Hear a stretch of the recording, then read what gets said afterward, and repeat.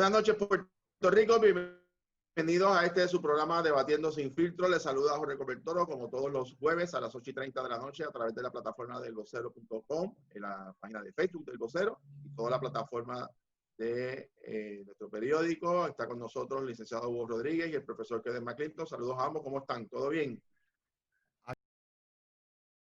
Recta final. Buenas noches, muy bien. Sin duda alguna.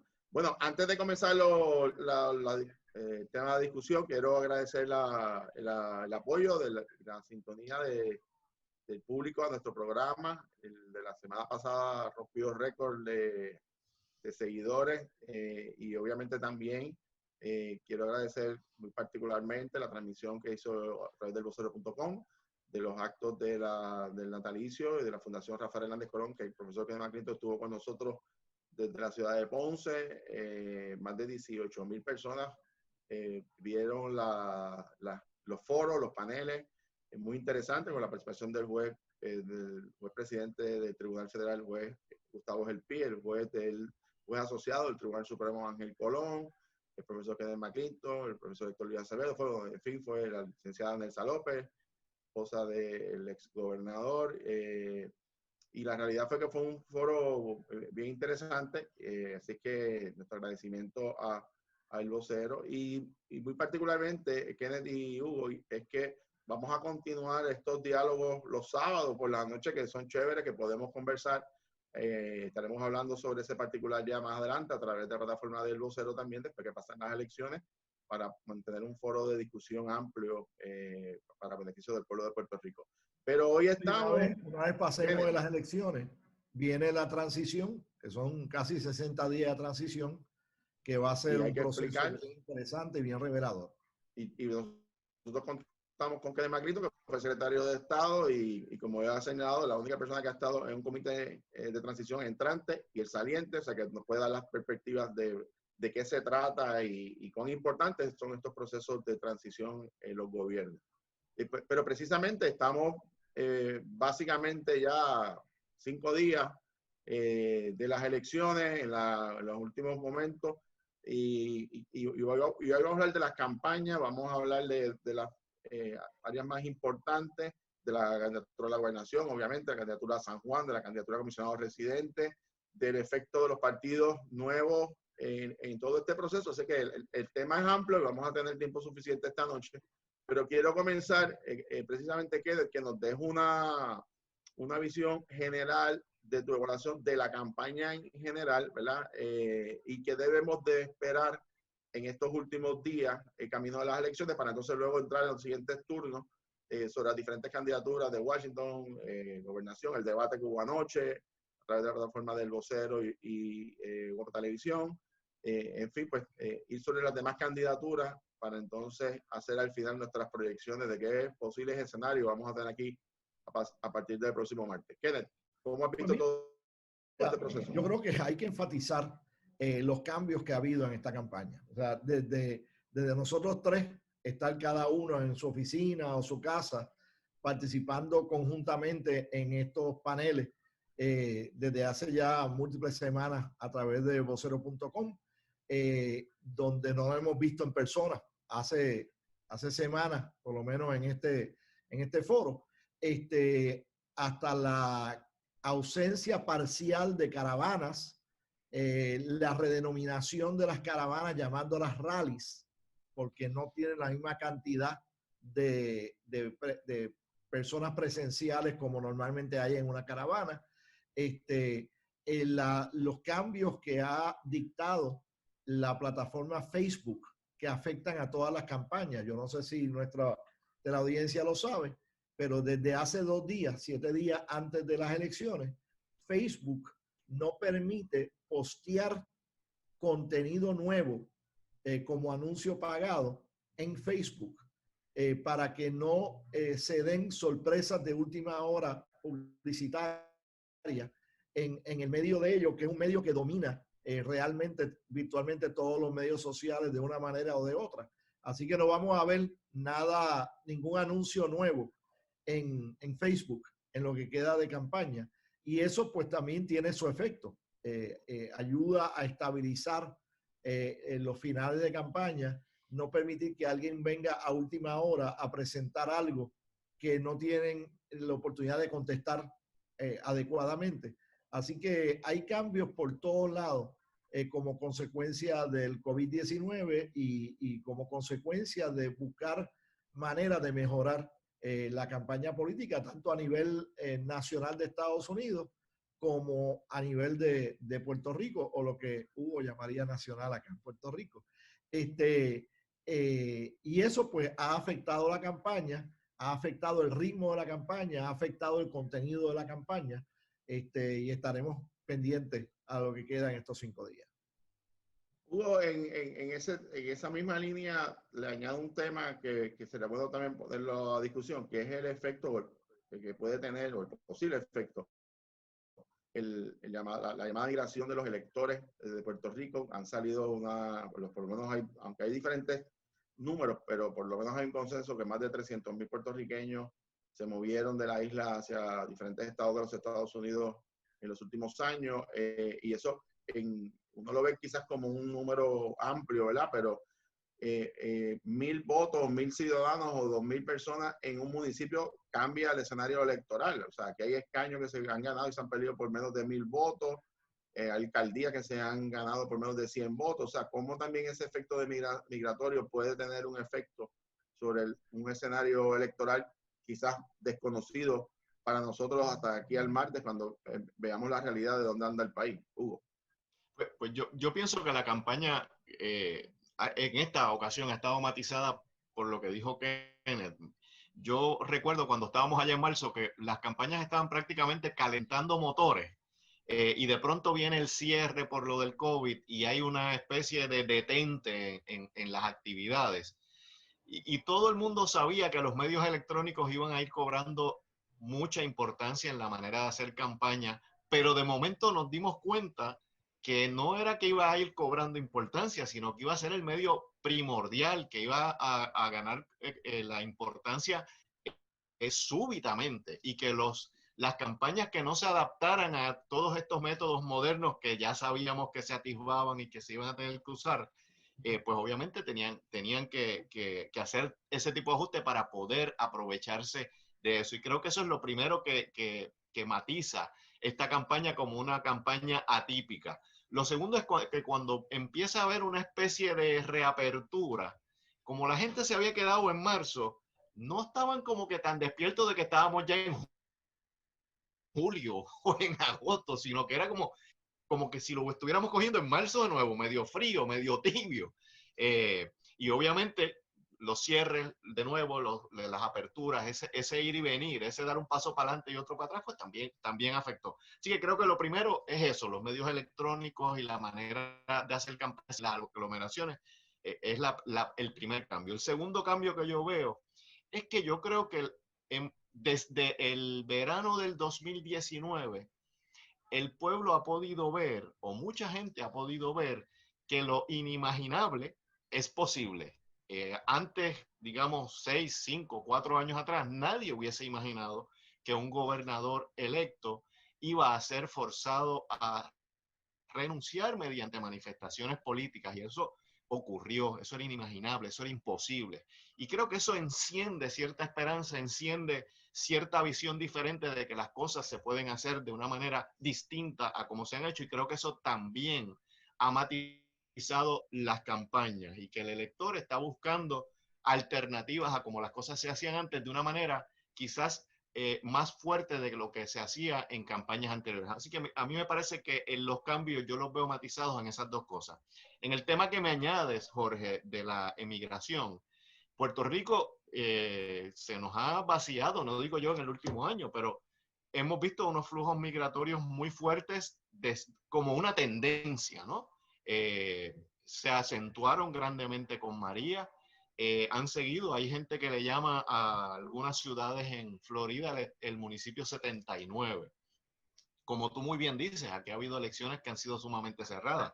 Y hay una que es un poco remota, pero que me acuerdo que llegó al Tribunal Supremo y se resolvió por menos de 100 votos. No sé si ustedes se acuerdan de aquella campaña entre Héctor Luis Acevedo y Granados Navedo, que estuvo en el Supremo, exactamente, y estuvo en el Supremo meses Así que no es meramente una campaña de un municipio pequeño pueda afectarse. Es que hemos visto que municipios tan grandes, tan numerosos en votantes como la ciudad capital se ha resuelto a veces por un margen tan estrecho. Creo que eso se mitiga un poco en la medida, ¿verdad? En la medida en que la reforma electoral que se aprobó dio cierta flexibilización, era en que las personas que han ido en ese flujo pueden tener algunas alternativas para ejercer su voto. Pero no hay duda de que vamos a ver menos electores que en el 2016. Me parece a mí que eso es un dato incuestionable y que eso afectará probablemente cómo se comporta en algunos lugares, pues la composición legislativa a veces es muy estrecha, la composición municipal a veces es muy estrecha, y sabe Dios si la gobernación también lo es. Sin duda alguna, déjame añadirle un comentario antes de hacer mi exposición. Ese tema que traes de elecciones cerradas y que se acordará de esto, lo viví en carne propia con relación a la presidencia de la Cámara en la elección de 1980, donde se tuvo que hacer el pacto Viera-Colbert porque se empató la Cámara, 25 escaños del PNP, 25 del Partido Popular, y fue el escaño del distrito 35, si no me equivoco, que duró un año en el tribunal, en la Corte Suprema, y se decidió por un puñado de votos. No solamente decidió el escaño, es que decidió la mayoría parlamentaria en ese momento. O sea, que aquí los votos, 100 votos, 50 votos, 40 votos. Héctor Luis, recuerdo el caso de San Juan, 50 y, creo que fueron 59 votos y después 29 votos. O sea, aquí para los electores de 200,000 votos emitidos. Sin duda, la participación es fundamental. Ahora, quiero dar mi punto y para que, obviamente, la intención es que podamos conversar. Yo no pretendo cerrar todos los turnos, así que voy a asumir mi turno para cerrar este, pero luego voy a abrir el próximo para que otros compañeros cierren los turnos, ¿verdad? Y ser justo en ese sentido. Con relación a esta campaña, yo coincido con ambos. Esto es una situación sin precedentes por todo lo que ha ocurrido. Creo que dentro de este escenario hay algunas teorías un poco exageradas que yo creo que algunas se van a dar, otras no, por ejemplo. Y en ese sentido, pues hay que mirar también datos. No hay duda de que esto es una campaña distinta al asunto de la pandemia, como ustedes plantean. No hay contacto personal, básicamente. Todo depende de campañas mediáticas, particularmente las redes sociales, la televisión, la radio, como estamos haciendo nosotros. Haciendo análisis a través de la página del vocero.com, que tiene este gran impacto en la ciudadanía. Son las nuevas maneras de comunicarnos, ¿verdad? Ahora, en el año 2019, luego de toda la situación del verano, se creó un cierto sentido de que eso era un proceso transformador donde iba a procurar una gran cantidad de electores, sobre todo electores jóvenes, que se iban a mover en el ámbito electoral o que podrían ser una diferencia significativa. Sin embargo, con el pasar de los meses y viendo los números ahora, ese fenómeno no ocurrió. De hecho, se inscribieron menos jóvenes para esta elección que para el 2016. Por supuesto, tengo que poner la variable de que hay menos población, pero proporcionalmente no hubo esta avalancha de electores que había provocado el verano del 2019.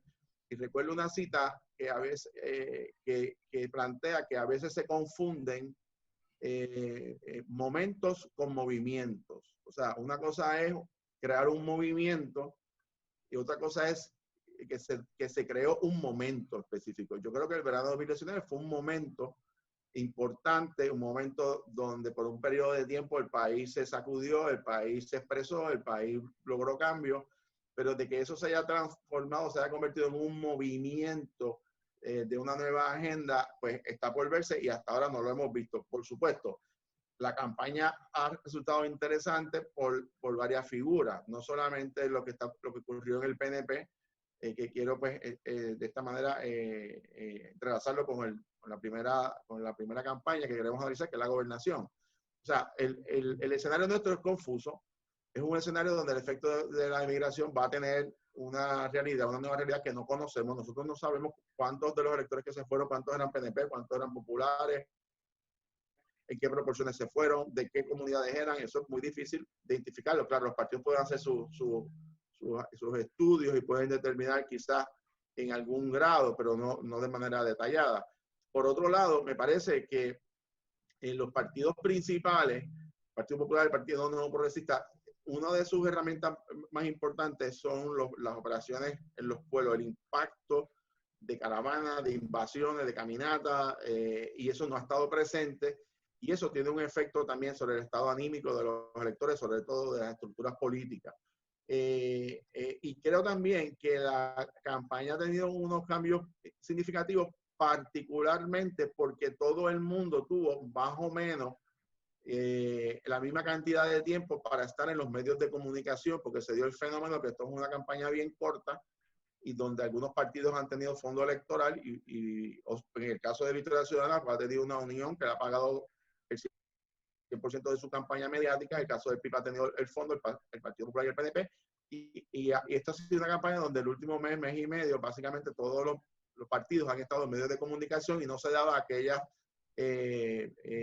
pautas de manera desproporcional entre los partidos principales. Ahora, dicho esto, yo creo que la manera de uno ir de alguna manera entrelazando los diferentes elementos de la campaña es mirando las candidaturas por candidaturas, porque hay unos escenarios bien distintos. El escenario de la candidatura de la gobernación, por lo cual quiero empezar, para entonces continuar con este segundo turno, entre Pedro Pierluisi, Charlie Delgado, Alexandra Lúgaro, Juan Dalmau, César Vázquez y Eliezer Molina, es una papeleta muy particular, que tiene unos fenómenos muy particulares distintos a otra papeleta, como lo es la de la papeleta legislativa, o inclusive dentro de esa misma papeleta, otra carrera que es como la de Washington, donde no se da el fenómeno de que tengamos 4 o 5 figuras, un impacto mediático, como en la candidatura a la gobernación. Dicho esto, en la candidatura a la gobernación me parece que Pedro Pierluisi viene a ser el candidato del partido que está en el gobierno, tuvo una primaria importante, ganó de manera contundente. Yo creo que él ha manejado su campaña de manera estratégica muy efectiva, en el sentido de que él ha abordado los temas que conoce, particularmente su experiencia en Washington, el tema de seguridad, levantó una cantidad de dinero considerable y ha estado en medio de manera contundente.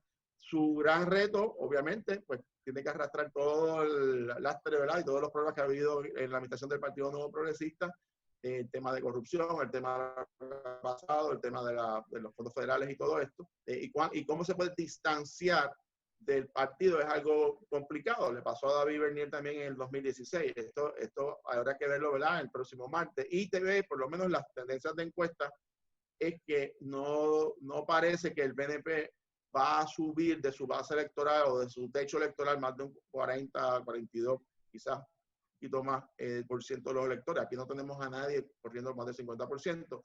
Así que eso me parece va a ser un factor importante. Voy a pasarle a Kenneth para que entonces luego de discutir la candidatura de Pierluisi, vayamos sobre las demás candidaturas y así no acaparo el tiempo. Kenneth, ¿cómo ves la candidatura a la gobernación? Pues me parece que Pierluisi ha sido bastante efectivo en poder guardar cierta distancia del gobierno del PNP en este cuatrienio, porque él no corrió en las elecciones del 2016.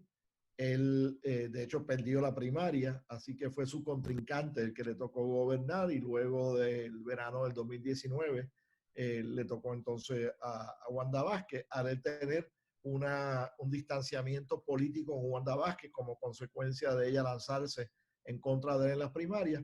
Pues eso también lo ayudó a poder guardar distancia de lo que haya ocurrido durante este cuatrenio.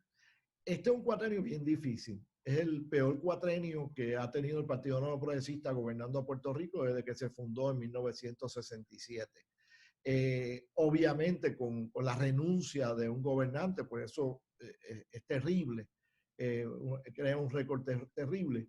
Y a pesar de lo negativo que ha sido este cuatrenio, en parte debido al reconocimiento de todos los contratiempos inesperados, de los 2 huracanes, los terremotos, el COVID, y también el activismo de una junta que se creó al final del cuatrenio anterior, pero que vino a tornarse activo y negativo para el gobierno central en este cuatrenio.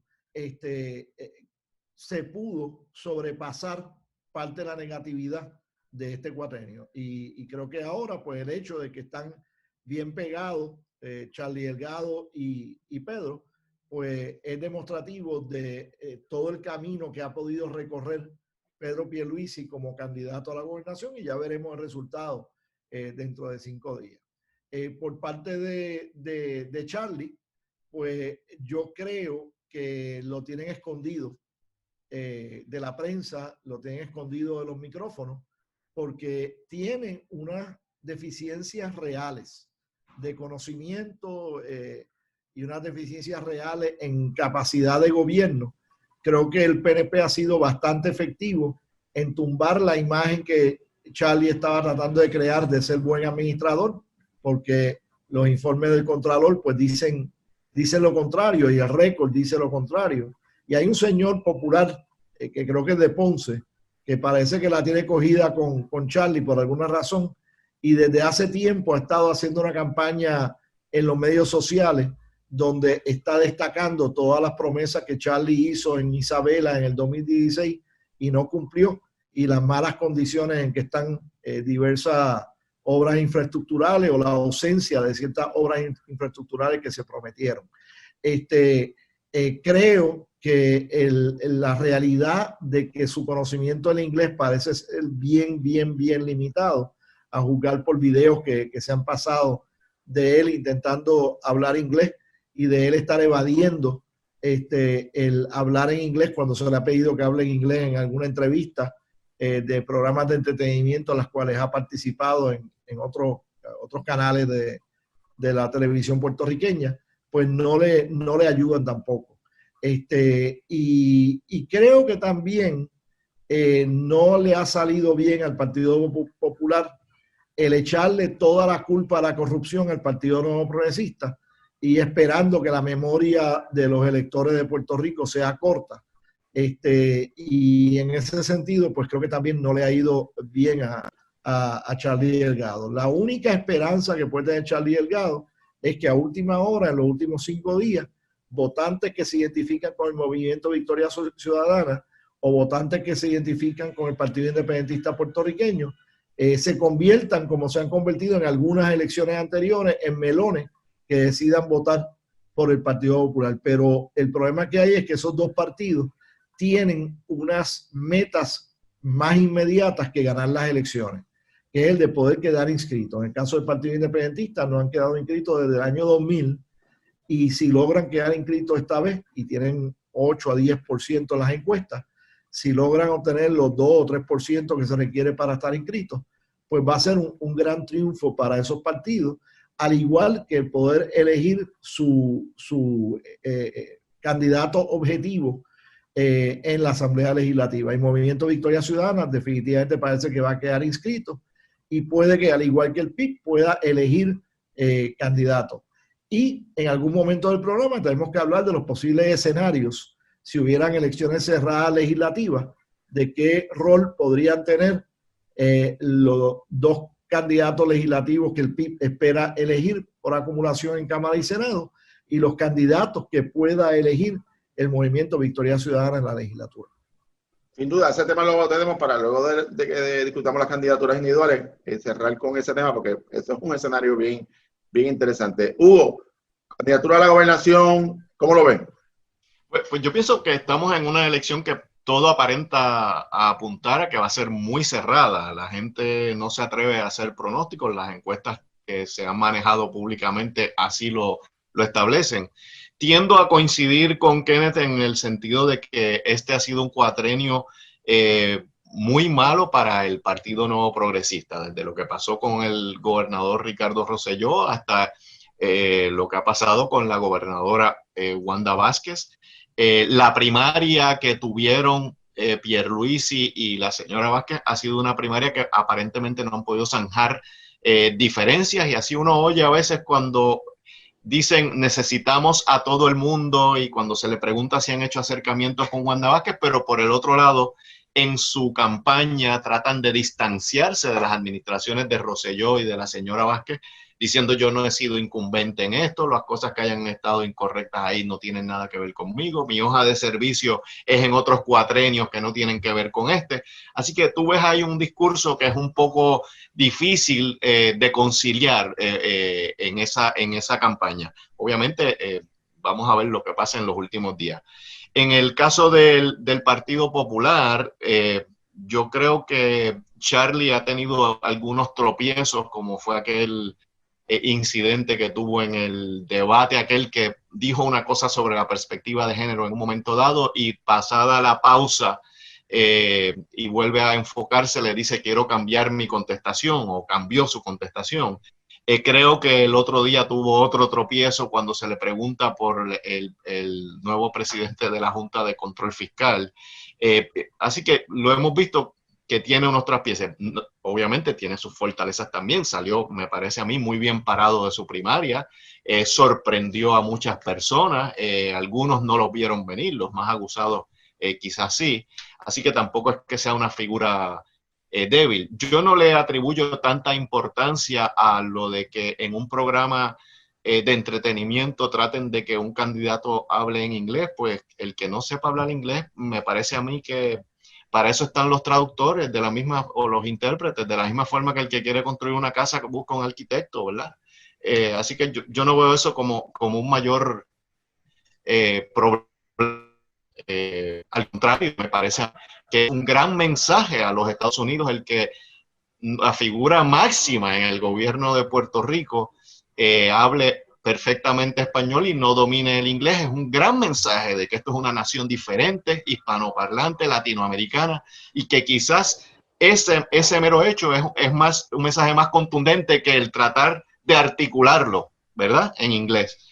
En relación a la campaña de Juan Dalmau, hago el siguiente comentario. Si uno miraba las encuestas que se hacían durante el año electoral en ciclos anteriores, digamos 2012, digamos 2016, uno veía que los números del Partido Independentista Puertorriqueño para la gobernación empezaban en un momento dado a principio de año con números altos, pero a medida que se acercaba la fecha de los comicios, veíamos que en esas mismas encuestas los números se iban desinflando. Hasta llegar a un 3, a un 2, bastante cercano a la fecha de los comicios, que finalmente era lo que se materializaba en las urnas.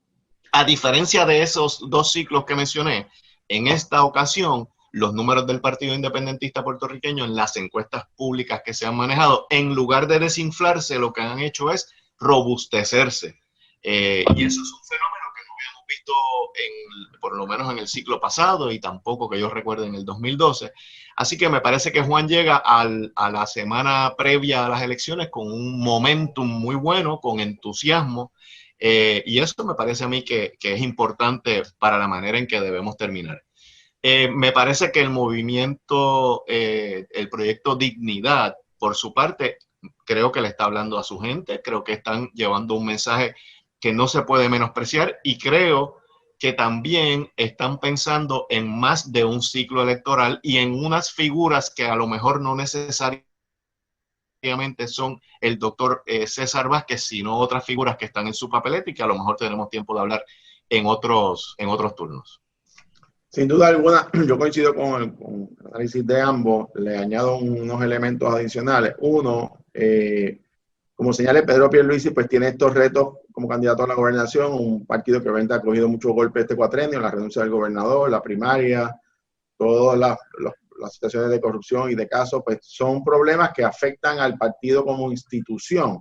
En el caso del PNP, y obviamente que lo conoce mejor que yo, pero el fenómeno que ocurre cuando, y pasa también en el Partido Popular, no es tanto que los electores afiliados o militantes de esos partidos brinquen a otro partido, es que se abstienen. Y muchas de las ocasiones donde pierde el PNP o el Partido Popular es que hay una gran cantidad de electores de esos partidos que para no votar en contra de su partido, ¿verdad? Y a su insignia, prefieren no votar en vez de validar acciones que entiendan que hayan sido incorrectas, y eso ha pasado en ambos partidos. En caso de la candidatura de Charlie Delgado, yo creo, como ustedes señalan, yo creo que tiene unos aciertos positivos. Es la primera vez que un alcalde fuera de la metropolitana tiene la opción real a ser gobernador de Puerto Rico. Yo creo que eso es importante y envío un mensaje también de que no todo esté centralizado en el área metropolitana, que hay otro país fuera de estos municipios que comprenden el área metro con una realidad muy distinta. Y yo creo que él trajo eso a la mesa de manera positiva. Creo que su proyección como administrador y su temple y su manera de ser una persona que proyecta tranquilidad y sosiego es positivo en un momento de verdad donde un país que ha tenido tantos problemas en este cuatrenio es positivo. También acepto, como tú bien señalas, ha tenido unos tropiezos y Kenneth en muchas áreas, me parece a mí, por quizás falta en su calendario. Es bien importante los candidatos a la gobernación el tiempo de planificar, de prepararse, sobre todo en estos debates que son bien importantes, que a veces mucha gente no le da la importancia que tiene y la gente hace criterio a base de estos foros, de estas entrevistas de manera importante, y en eso pues tienen que ser todos más disciplinados. En el caso de Juan Dalmau y de Alexandra Lúgaro, la gente tiende a analizarlos en conjunto. Yo creo que es un error, porque son dos candidaturas muy distantes, con unas realidades muy distantes. Me explico. Y a mí estos números que están saliendo de que Juan Dalmau está creciendo y le podría pasar a Alexandra Lúgaro, tiene también una explicación, que es que el Partido Independentista tiene una estructura política en toda la isla, tiene candidatos para todas las posiciones. Victoria Ciudadana no tiene estructura en toda la isla, de hecho no tiene candidatos para todas las posiciones. Es un fenómeno más, a mi juicio, del área metropolitana. Yo creo que los números estos que estamos mirando de Alexandra Lúgaro y Victoria Ciudadana los vamos a ver presentes en municipios más cercanos, de mayor escolaridad, en el área más cercana al área metropolitana, no a municipios distantes o municipios donde ellos no tienen una estructura política. Dudo mucho que se reflejen esos números que se están dando. En el caso de Juan Dalmau, creo que ha hecho una campaña extraordinaria, particularmente apelando a cosas distintas. El mensaje del Partido Independentista pues, es bien diferente, muy allegado a los jóvenes, pero eso también tiene otros problemas. O sea, no todo ha sido color de rosa. Por ejemplo, la candidatura de Juan Dalmau en un partido que cree en la liberación nacional, básicamente no ha hablado de la lucha por la independencia. Ha llegado más lejos, ha dicho que aquí no se está decidiendo la independencia, lo cual es cierto, pero da la impresión entonces que lo que quiere es lograr una posición para administrar la colonia, que es lo que ha estado indicando por tanto tiempo. Pues es un mensaje un poco contradictorio, quizás para unas estructuras dentro del PIB que llevan muchos años y que realmente ven de estos esfuerzos, unos esfuerzos de adelantar la independencia y no tanto candidatura. Segundo, creo que ha girado todo demasiado a su persona sobre Dalmau. Aquí no hay una campaña del PIB. De hecho, no hay un solo anuncio de Juan Dalmau con sus compañeros candidatos a la legislatura. Históricamente el PIB utilizaba sus estructuras políticas para proyectar los candidatos a candidaturas por acumulación. Los anuncios de Denis Márquez y de María de Lourdes Santiago prácticamente aparecieron hace 2 días, 3 días en los medios de comunicación masivos. El Partido Independentista, yo no he visto conferencias de prensa de ellos tres, no he visto anuncios de ellos tres. Dalmau, toda su campaña ha girado sobre él, y es muy probable que después de las elecciones Dalmau es la persona, sin duda, pueda tener un grado de simpatía y de respaldo muy alto. Si eso se traduce al PIB, lo dudo, porque no ha habido una campaña institucional. Y eso también es un peligro, porque si todo un partido depende de una sola persona, esa persona quizás no esté en el ciclo electoral, pero más adelante, que me imagino que dependiendo cómo salga, se convertirá, ¿verdad?, en una ficha de crítica. Pues entonces si se derrumba ese candidato, se derrumba el partido. Y en ese sentido es un poco arriesgado la estrategia que está usando Juan Dalmau. Y por otro, que me llama la atención, y me parece que no creo que haya sido efectivo ni una decisión sabia, y es que Dalmau en su campaña pide voto mixto, pero su único anuncio negativo que tiene es contra un solo partido, increíblemente contra el Partido Popular. No hay un anuncio de Juan Dalmau contra el PNP. El único anuncio que tiene en el aire es contra el Partido Popular específicamente, y me parece que si había un grupo de personas que pudiese considerarlo, ese efecto del ataque a la institución del Partido Popular va a tener un efecto a la inversa. Sobre el caso de César Vázquez, yo creo que ha sido una experiencia muy positiva para el país, que un sector fundamentalmente basado en un grupo de fe o religiosos hayan tenido un espacio respetable. Uno no coincide en las posiciones, pero tenemos que recordar que nuestra última experiencia con grupos religiosos entrando en la política fue bastante atropellada, y la década del 60 ni hablar de los casos de fraude electoral que hubo en aquel momento. Yo creo que César Vázquez y el grupo de personas como tú bien señalas, Hugo y Kenneth, que están alrededor, figuras jóvenes, muchas mujeres que han dado el frente, es un nuevo liderato que hay que mirar con detenimiento, porque me parece que, como ustedes señalan, Proyecto Dignidad no va a morir con esta elección, y respectivo salgan o no inscritos. Yo creo que han creado una base de discusión muy interesante. En el caso de Eliezer Molina, sí pienso que es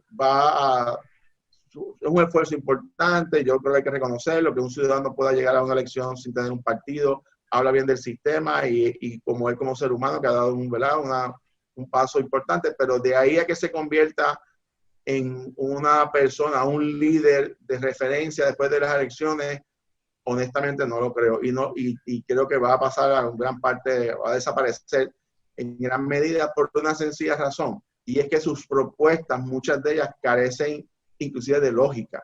O sea, no estamos hablando de un Manuel Sidre, que era un candidato independiente que hablaba de temas económicos o empresariales con conocimiento. El problema de Eliezer Molina es que tiene unas propuestas o sea, y voy a dar un ejemplo. Eliezer Molina propuso que él como gobernador va a destituir a todos los jueces de la Corte Suprema para abajo, la rama judicial. Cualquier persona con dos dedos de frente sabe que primero que son inconstitucionales y segundo que es un disparate. Y entonces, pues una cosa está chévere, que uno pueda ser un candidato, otra cosa es que usted proponga cosas irrazonables o inconstitucionales que rebasan la lógica. Y entonces, pues ahí pierde el valor que pueda tener esa candidatura. Quisiera entonces moverme ahora, y sé que este tema está candente, pero anoche tuvimos el debate de los candidatos a comisionados residentes. Le voy a pedir a Hugo que empiece para luego yo coger el segundo turno y que cierre este turno sobre la primaria de la candidatura a comisionado residente. Hugo, ¿cómo tú la ves? Bueno, pues creo que esa es una candidatura muy interesante. El debate que vimos anoche, yo pienso que tuvo dos momentos, ¿verdad? En que se dividió el debate. Empezó de una manera, digamos, civilizada, protocolar, si queremos decirle, hasta el momento en que se dieron los ataques que vimos. Yo creo que no fueron ataques improvisados. Yo no creo que fue que se fueron caldeando los ánimos hasta que alguien perdió el control. Yo creo que cada uno tenía en su agenda y en su libreto el hacer los ataques recíprocos que se hicieron en el caso de Jennifer González y en el caso de Aníbal Acevedo Vilá. En el caso de Jennifer, para resaltar acusaciones que tuvo Aníbal Acevedo Vilá, que le han perseguido, y que pienso yo que en la medida en que Jennifer es defensora del Tribunal Federal en Puerto Rico y que fue ese mismo tribunal el que lo exoneró, pues pierde un poco de peso ese tipo de acusación. Creo que no vio venir el que Aníbal Acevedo Vilá le fue planteando una serie de cosas para sentar las bases que permitieran divulgar los textos que se habían intercambiado. Porque fíjate que los textos no se divulgan hasta que él logra decir que ella dijera que no tenía problema en que se divulgaran. Y ahí mismo la campaña obviamente estaba preparada para ese momento porque los mensajes de texto llegaron inmediatamente por Twitter. Así que creo que eso fue un momento. A mí me pareció que eso era, aunque cada campaña lo diseñó y tenía su propósito, me parece que para el público y para el resto de los debatientes y para la gente que está buscando escuchar ideas, me pareció una cosa irrespetuosa, me pareció una cosa baja, me pareció que ese es el tipo de campaña que ya no debe imperar en Puerto Rico. Y en contraste con eso, pues vimos el debate de los demás candidatos que me parece que se ciñeron a presentar ideas. En el caso de Luis Roberto Piñero, se mantuvo en lo que es el proyecto Patria Nueva, en lo que es el programa, en lo que son las ideas que él se propone impulsar, en por qué la razón de un candidato independentista. Me parece que las candidatas del movimiento Proyecto Dignidad y del Partido Victoria Ciudadana se mantuvieron también en la de presentar sus ideas. Así que yo vi un debate más o menos civilizado hasta ese momento y después vi dos debates, el que acabo de decir de lodo, de cuneta, si se quiere, y el otro de presentar ideas. ¿Cómo eso que pasó ayer va a mover los números entre esas dos figuras, las que se involucraron en la garata o en la pelea o en la discusión? Pues eso está por verse. Hubo unos endosos previo al debate que me parecieron interesantes, por ejemplo el de Luis Gutiérrez, que endosó a Aníbal Acevedo Vilá. Me pareció interesante que no endosara a Charlie Delgado. Pero sin duda alguna esa es la campaña que más sangre va a sacar y una contienda muy, muy interesante. Bueno, a mí me parece, para que quede en cierre este turno, o menos quede, a menos que tú quieras hablar ahora, pero para ser justo, a mí me parece que ese debate de anoche fue probablemente el momento más fuerte de toda esta campaña, el momento más álgido y probablemente el más taquillero. Quizás no lo veremos en los próximos días, todas estas reseñas y todos estos videos y demás.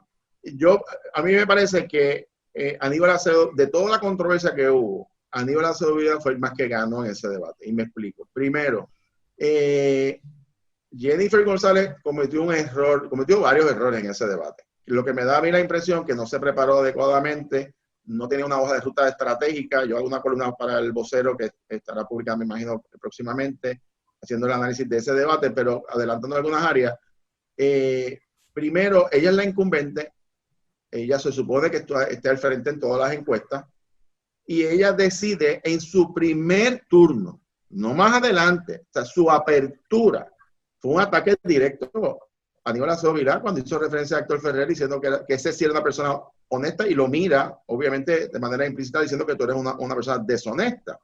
Y el error de la comisionada residente es que al ella ser la primera que lanza el ataque personalista, le dio luz verde a Aníbal para entonces él contestar, lo que hubiese sido mucho más difícil para él si ella se hubiese mantenido fuera de controversia o dejar que hubiese sido que los ataques vinieran hacia ella inicialmente.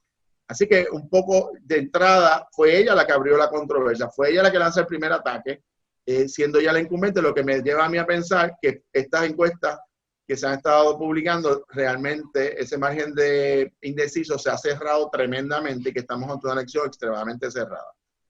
El segundo problema que tuvo la comisionada residente, y me parece que fue un error fundamental, yo puedo entender el ataque al caso y dar la intervención que ella quiera, un caso que evidentemente todos sabemos lo que ocurrió y cómo terminó, pero la referencia a la familia del exgobernador. Primero, que el gesto de señalar en el rostro a un exgobernador no está bien. Sea una mujer o un hombre una mujer. Eso, ahora digo yo, aquí no pueden verse ahora de manera distinta dependiendo de quién es la persona. Segundo, la referencia a la familia del gobernador fue un error estratégico, básico. Ahí se le quemó a la comisión reciente porque de esas personas a que ella hace referencia en su anuncio, hay 3 personas que ya están fallecidas, que no se pueden defender. Y eso es un golpe bajo en la política, en cualquier liga, venga de quien venga. Y en ese sentido fue un error. Yo no sé si por la emoción, yo no sé si fue que no planificó ese turno, pero ahí me parece a mí que tenía que haber mantenido su discusión sobre él, al hacer referencia a su familia. Ahí Jennifer regresó a bajó de comisionada residente, volvió de nuevo a hacer la gatillera del PNP en la Cámara, como si estuviese allí en el hemiciclo tirando peñonazos al Partido Popular. Eso fue un error estratégico. Pero más allá de esa controversia, en los temas sustantivos no pudo comunicar efectivamente resultados. Me explico. En el tema de infraestructura, los fondos no se desembolsan porque hay problemas de corrupción. En el tema de salud no pudo articular un pensamiento efectivo porque le recordaron que tienen 1.000 millones que se perdieron por la irresponsabilidad y por la ineficiencia. en el tema que tiene que ver con el estatus, las promesas que hizo, no se cumplió, y entonces dijo que su crisis que iba a formar, le dio las gracias a Dios que la convirtió la pandemia y las tragedias de las mareas naturales, lo cual obviamente fue una contestación totalmente sin sentido. Así que tuvo muchos errores, y lo que hizo fue que le dio vida a Aníbal Acevedo. Aníbal Acevedo lo que hizo básicamente fue que habló a los populares, avivó a los populares. Él necesita el voto íntimo del Partido Popular, y entonces el fenómeno, y con esto concluyo para pasarle a Kenneth, es que en esa papeleta, a diferencia de la papeleta de la gobernación, los otros 3 candidatos no tienen el peso, la proyección, no son figuras reconocidas que tú puedas plantear que los electores van a votar masivamente por ellos con el voto mixto. Luis Roberto Piñero lleva muchos años, un pediatra que lo conocemos, una gran persona, pero ha corrido muchísimas veces con los mismos resultados. Y las otras 2 distinguidas damas que estaban ahí por primera vez son tan desconocidas que ni siquiera nosotros no nos recordamos de sus nombres y sus 2 apellidos de cada una de ellas. Porque básicamente pues tuvieron sus 15 minutos de fama, pero de ahí es pensar que miles de electores los van a ir a buscar porque tuvieron este turno extraordinario, eso no va a pasar. Así que en ese sentido me parece que aquí el gran ganador es Aníbal Acevedo Vilá, máxime cuando sale a relucir que las 3 candidatas que son mujeres que están ahí son las 3 estadistas que van a votar por el sí, lo que provoca que esos electores del Partido Victoria Ciudadana y de Proyecto de Dignidad que están en contra de la capoleta del sí y el no, o sea, que van a votar que no, en su pensamiento va a ser bien difícil usted abogar por el no, pero entonces votar por la candidata a comisionada residente que está en contra de todo su pensamiento, que va a estar a favor del sí, a favor de la estadidad. Así que me parece que va a haber, o sea, piensen nada más, voy a poner un ejemplo. El profesor Bernabe, independentista toda su vida.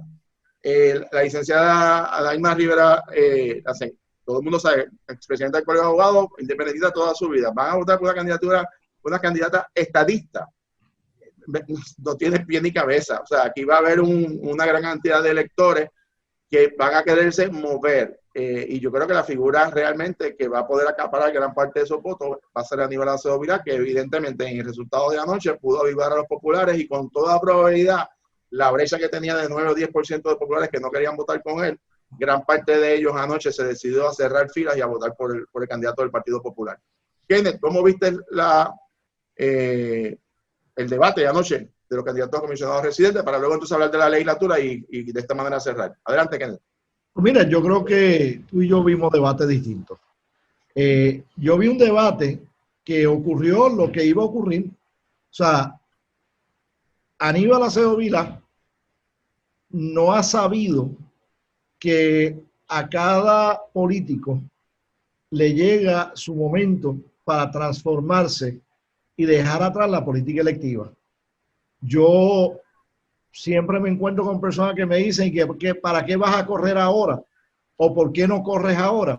Yo llevo 16 años fuera de la papeleta electoral y yo ya hace tiempo entendí que era el momento de ayudar a otros a que pudieran hacer las tareas que uno le tocó hacer antes. Él no ha llegado a ese punto y debería haber llegado ya a ese punto para irse enfriando. Y máxime con un legado histórico que él tiene, que a veces requiere mucha explicación. Cierto es que él no fue encontrado culpable en el Tribunal Federal, pero el equipo que él encabezaba, de 13 acusados, 10 fueron encontrados culpables. Muchos de ellos pasaron tiempo en cárcel. Y la información que los abogados de él estipularon en el tribunal dejaron claro de que se hicieron unas cosas erradas.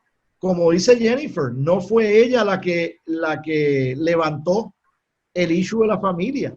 Él fue el que involucró a su familia en ciertos manejos financieros que no debieran haber hecho.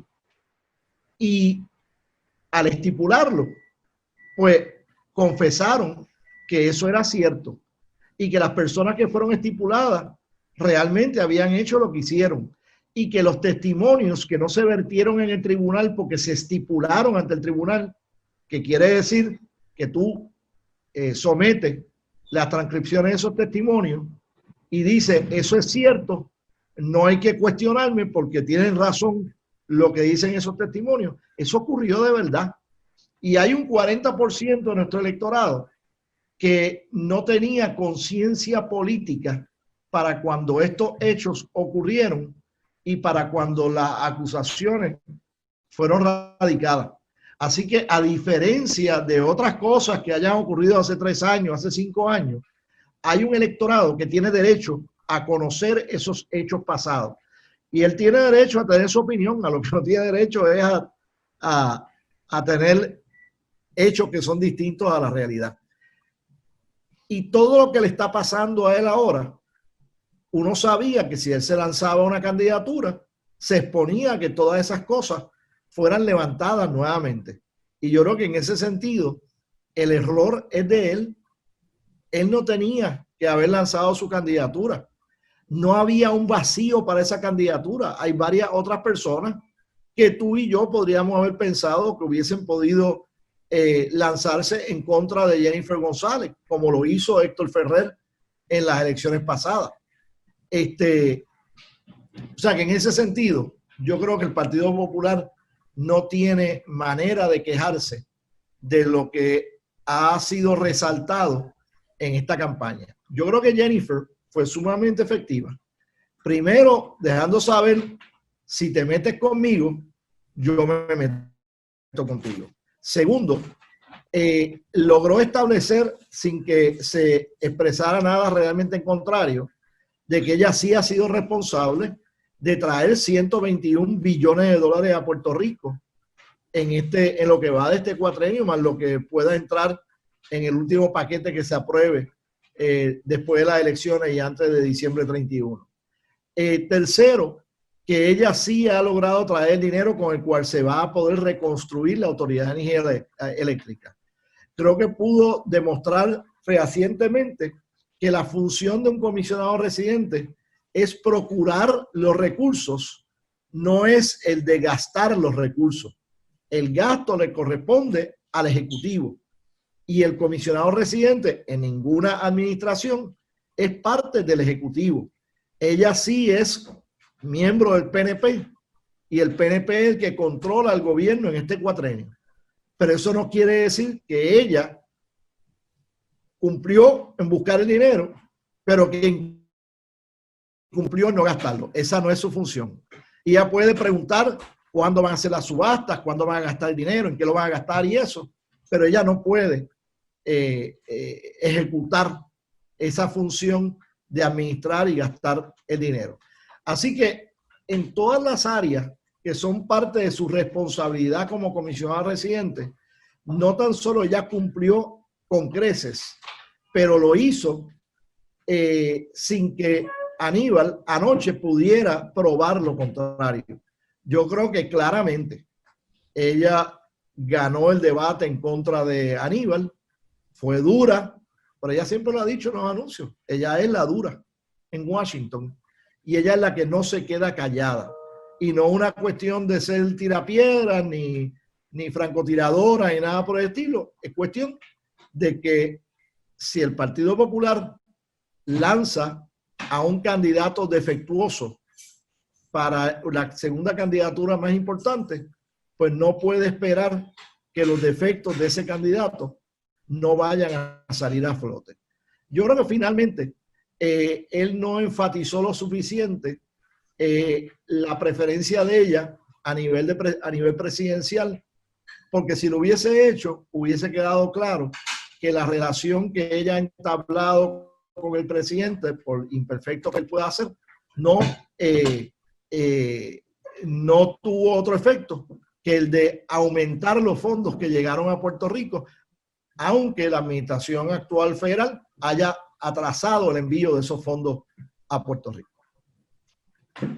Quiero aprovechar que estamos en los minutos finales para hablar brevemente, 2 minutos cada uno para terminar. La papeleta legislativa, los posibles escenarios que tenemos y cómo esto puede terminar. Voy a consumir mío para que luego vaya a quedar en cierre Hugo.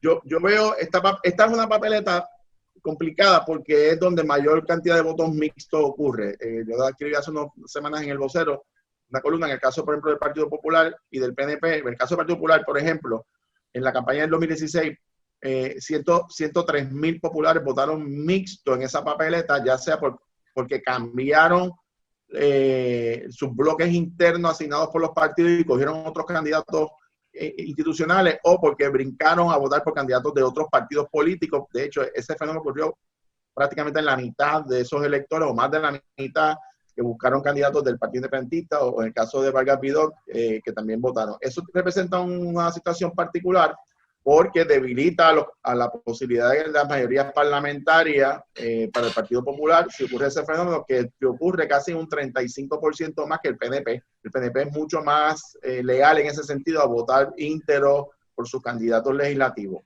Segundo, altamente probable que los candidatos del Partido Independentista revaliden Cámara y Senado, y el senador Vargas Vidot, en el caso del Senado, aunque ha estado, no ha tenido la misma proyección que la del 2016, pero es una figura ya conocida, con una trayectoria, muy respetado, y creo, a mi juicio, que ha hecho un gran labor como senador, igual que Juan Dalmau en el Senado. La pregunta aquí es si los candidatos de Victoria Ciudadana tienen posibilidades. En un escenario de que se hubiesen nominado un candidato, sin duda hubiesen entrado, pero al nominar dos candidatos tendrían que sacar prácticamente más de 300,000 votos para poder elegir ambos candidatos, lo cual me tiende a pensar que es un poco complicado, ¿verdad? Ahora, si pasara ese fenómeno donde entren candidatos de Victoria Ciudadana, del PIB y candidatos independientes, es altamente probable que pueda haber aquí una elección, y eso quede de expertos, donde senadores, en el caso del Senado, de diferentes partidos se pongan de acuerdo para constituir mayoría parlamentaria, porque es muy probable entonces que si pasa este fenómeno, el PNP y el Partido Popular terminen con unos escaños bastante similares, quizás 1 o 2 votos, y no logren la mayoría de los votos. Va a ser bien interesante o ver si los electores deciden finalmente votar íntegro, los populares con el Partido Popular y los PNP con el PNP, para lograr un cambio, en el caso del Partido Popular, de los cuerpos legislativos, sin poner en riesgo la mayoría parlamentaria. En esa papeleta, yo, y con esto concluyo, ¿verdad?, mi análisis completo de esta elección, va a ser bien cerrado. Yo no me atrevo a proyectar en esa papeleta qué va a ocurrir. Creo que esta elección se va a decidir, el que gane, sea Pedro Pierluisi o Charlie Delgado, va a ganar por 2 o 3 puntos. Creo que la legislatura probablemente estemos ante un recuento y con una mayoría parlamentaria bastante finita de 1 o 2 votos para cualquiera de los partidos. En San Juan, no quiero dejarlo fuera, la candidatura de Manuel Natal y de Rosana López, me parece que el problema fundamental que tienen es que están apelando a los mismos electores, al mismo sector, y eso lo que provoca es una división, que quien más favorece es a Miguel Romero, y en ese sentido la ha capitalizado muy efectivamente. Y por último, la candidatura a Washington, hay que ver si los populares votan, como han votado en las últimas 3 elecciones, que es que el 98% de los populares votan íntegro en esa papeleta. Las posibilidades de Aníbal Acevedo Vilá aumentan en la medida que logre desinflar los candidatos de los otros partidos minoritarios y pueda enfrentarse efectivamente sobre Jennifer. Pero, vuelvo y repito, es una elección bien cerrada, complicada para hacer proyecciones. Y antes de pasarle a Kenneth para que Hugo cierre, quiero simplemente plantear que para mí en este esfuerzo, aunque nos quedan otros programas, pero hoy terminamos en este particularmente, pues ha sido un privilegio compartir con ustedes dos, por la manera responsable, seria, que siempre han sido como compañeros en el análisis. Nosotros en estos programas que participamos aquí, en otros medios, siempre hemos mantenido una altura y un respeto, y entendiendo que el público eso es lo que desea.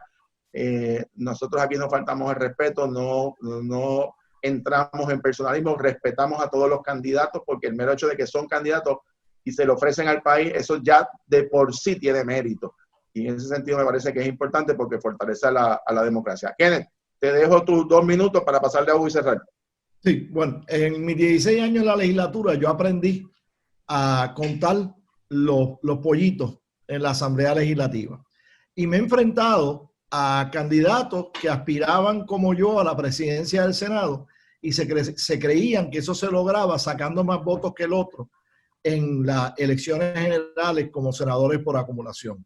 Y descubrieron que uno puede llegar segundo, tercero, cuarto, como llegué yo, y poder alcanzar posiciones de liderato en la Asamblea Legislativa.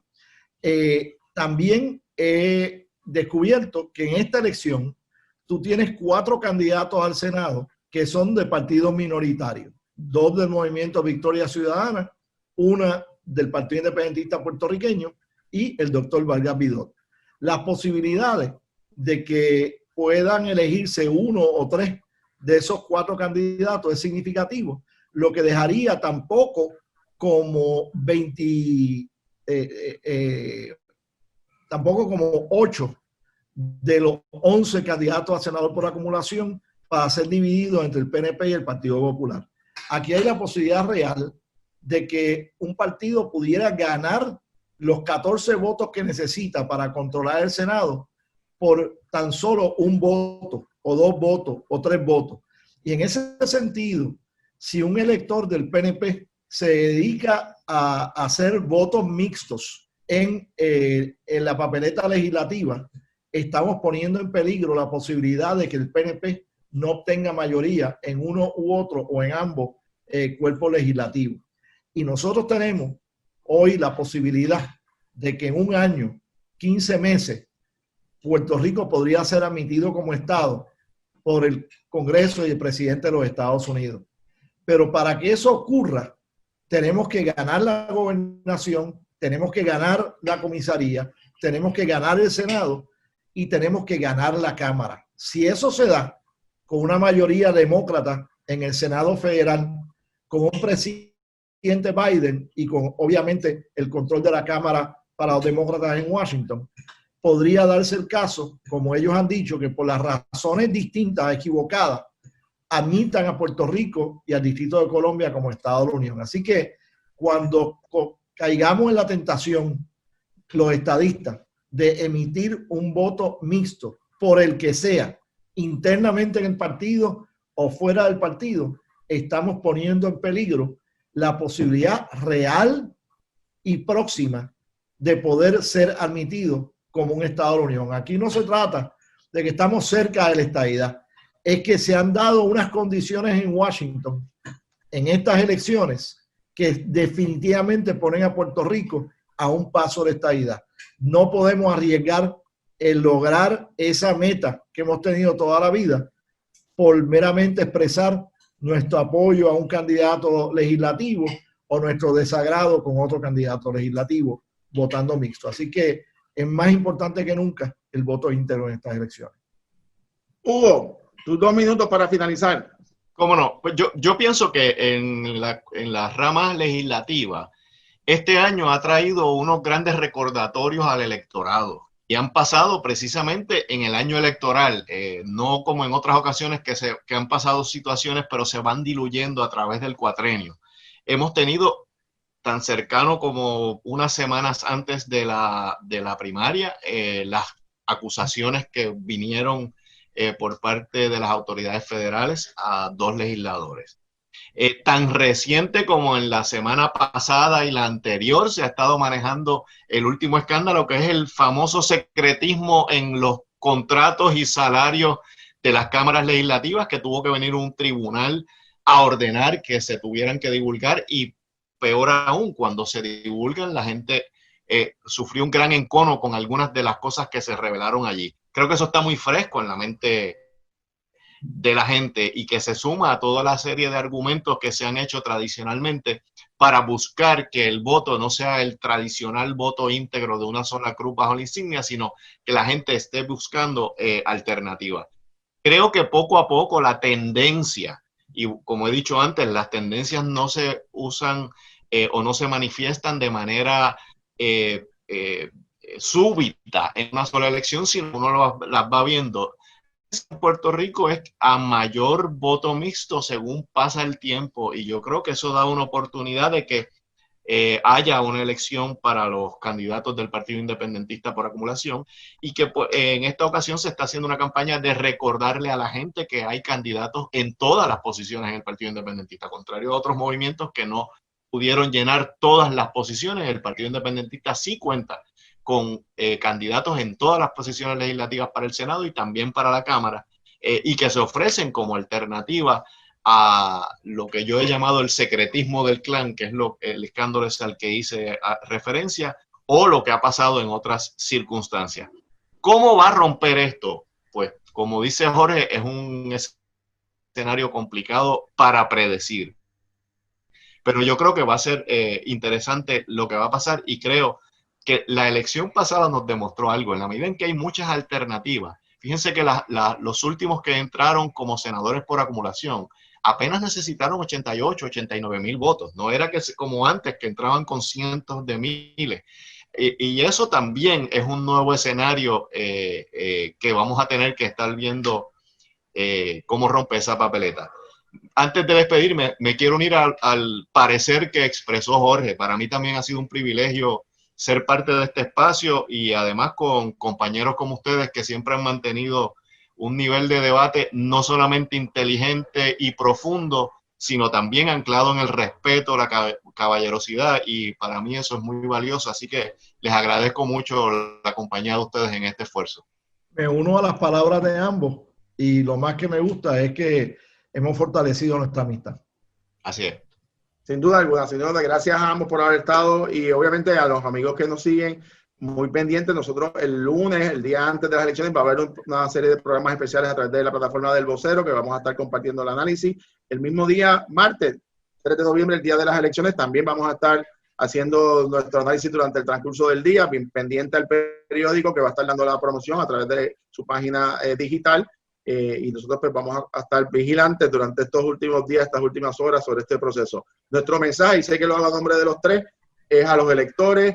Mire, usted puede tener su preferencia de los partidos o candidatos, ejerza su derecho al voto, es un derecho constitucional, ejérzalo con su conciencia, lo que usted entienda que es mejor para Puerto Rico, pero es importante que participe, que sean los puertorriqueños y las puertorriqueñas que tomen las decisiones y corresponde ¿verdad?, al resto del país aceptar la voluntad del pueblo y a los candidatos que salgan electos, el mayor de los éxitos a nombre del país y a los que no salgan favorecidos, que continúen aportando desde otras perspectivas al pueblo de Puerto Rico, porque necesitamos todos remar en la misma dirección para echar este país para adelante. Así que en ese sentido, participe, vote, ejerza su derecho constitucional. Gracias, Kenneth. Gracias, Hugo. Pendientes para el lunes y el martes que continuamos el análisis a través de la plataforma del Vocero. Hasta entonces, que pasen buenas noches y gracias por su sintonía.